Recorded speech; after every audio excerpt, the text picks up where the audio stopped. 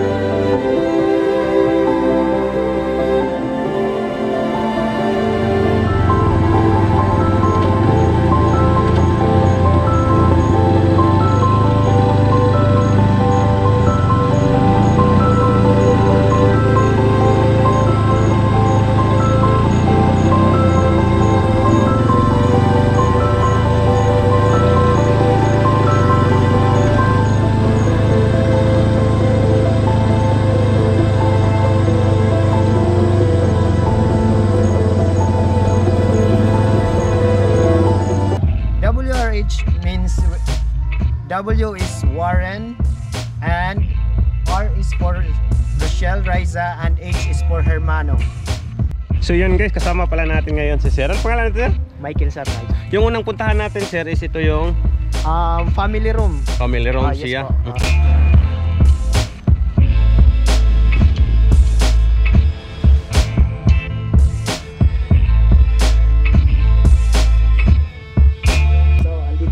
Sa ating family room ngayon. So ang family room po namin is meron pong dalawang rooms. Meron siyang queen size bed at saka meron mga single bed na 6 pieces sa taas.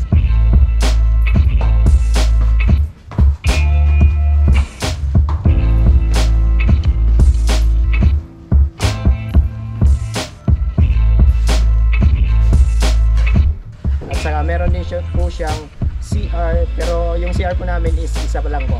And then may kitchen na pwede po kayong magluto. And then may aquarium.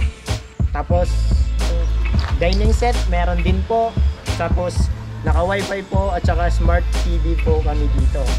Pwede rin po kayo mag-singalong, mag-video okay, mag-karaoke, o kahit alin na gusto nyo po.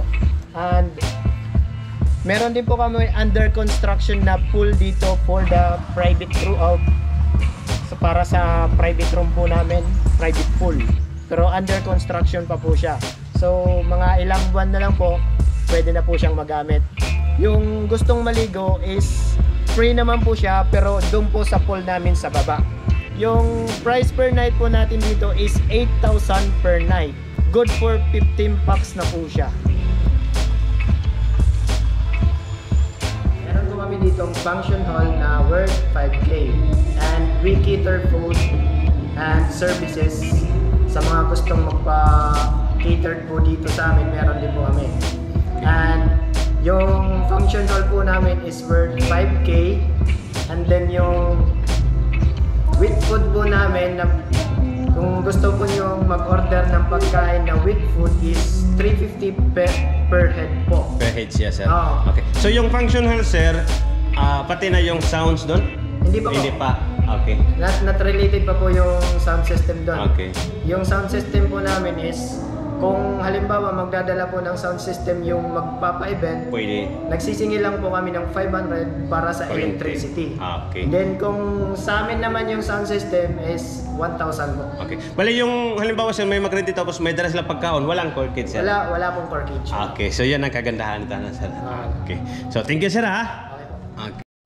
So yun guys, lahat ng gustong pumunta dito guys, walang problema kasi marami kayo guys, may mga sasakyan kasi marami dito mga parking space.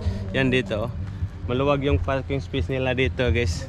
Tapos ito yung entrance guys, papunta sa pool sa baba. Yan, so entrance lang ng 50 pesos, yung pool nasa baba na guys.